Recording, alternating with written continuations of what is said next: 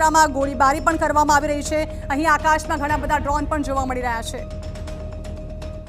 हालांकि उड़ी सेक्टर में अभी हालात जो है वो सामान्य है। हालांकि सायरन कुछ देर पहले यहाँ भी सुनने को मिले, लेकिन ओके इरफान, आप मेरे साथ बने रहिए। आपने एक अच्छी खबर दी है कि उड़ी में अभी हालात सामान्य हैं। हम तुरंत मूव करें एक और सेक्टर में। मेरे साथ इस वक्त कुमार कुंदन मौजूद हैं। लेटेस्ट विजुअल आपके सामने है भारत का।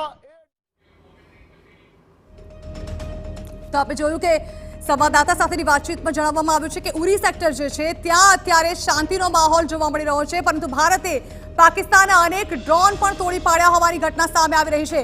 એર ડિફેન્સ સિસ્ટમથી પાકિસ્તાનને ભારત તરફથી જડબાતોડ જવાબ આપવામાં આવી રહ્યો છે। ભારતે પાકિસ્તાનના અનેક ડ્રોન તોડી પાડ્યા છે અને ભારતે પાકિસ્તાનના જેટલા પણ હુમલા કરવામાં આવી રહ્યા છે એ તમામ હુમલાને નિષ્ફળ કરી દીધા છે।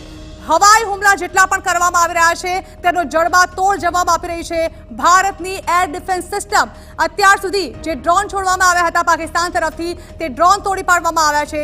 સાથે જ મિસાઇલ જે હુમલા કરવામાં આવે છે તે મિસાઇલ પણ 8 જેટલી મિસાઇલ જે છે તે તોડી પાડવામાં આવ્યા હોવાના સમાચાર સામે આવી રહ્યા છે। સરહદી રાજ્યો પંજાબ, જમ્મુ અને કાશ્મીર તેમજ રાજસ્થાન હાઈ એલર્ટ પર છે, બ્લેકઆઉટ કરી દેવામાં આવ્યું છે। તો સાથે જ અત્યારે જમ્મુમાં જે હિલચાલ ચાલી રહી છે તે કેટલીક શંકાસ્પદ પણ લાગી રહી છે।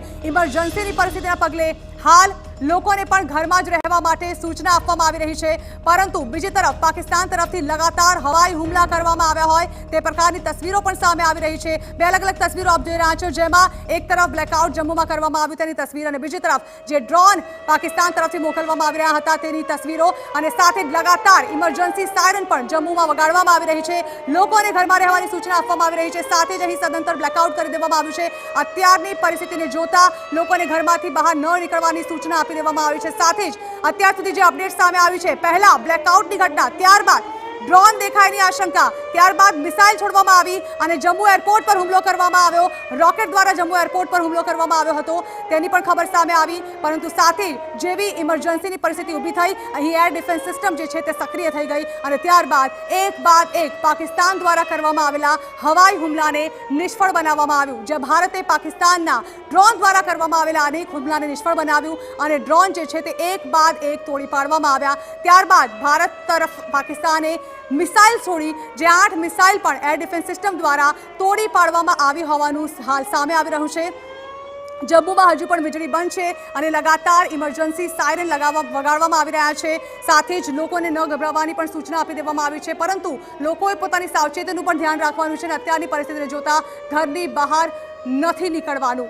અત્યારે એર ડિફેન્સ સિસ્ટમ સક્રિય અને પાકિસ્તાન દ્વારા કરવામાં આવેલા તમામ હુમલાઓને નિષ્ફળ બનાવવાની લગાતાર કોશિશ જારી, જેમાં ભારત સફળ પણ થઈ રહ્યું છે અને પાકિસ્તાનના તમામ જે ઇરાદાઓ છે જ્યાં તે ભારતના જમ્મુ કાશ્મીર જેવા રાજ્યો પર હુમલો કરી અને ત્યાં મોટી તબાહી રચવાની ફિરાકમાં છે, તે પાકિસ્તાનના તમામ હુમલાઓ જે છે તે નિષ્ફળ સતત લગાતાર ભારત બનાવી રહ્યું છે। એર ડિફેન્સ સિસ્ટમથી પાકિસ્તાનને આપવામાં આવી રહ્યો છે જડબાતોડ જવાબ। અહીં ભારતે તમામ ડ્રોન અને મિસાઇલ ધ્વસ્ત કરી દીધી છે। ખબર છે પાકિસ્તાનને કે હવાઈ હુમલા કરશે પરંતુ ભારતે પહોંચી નહીં વળે।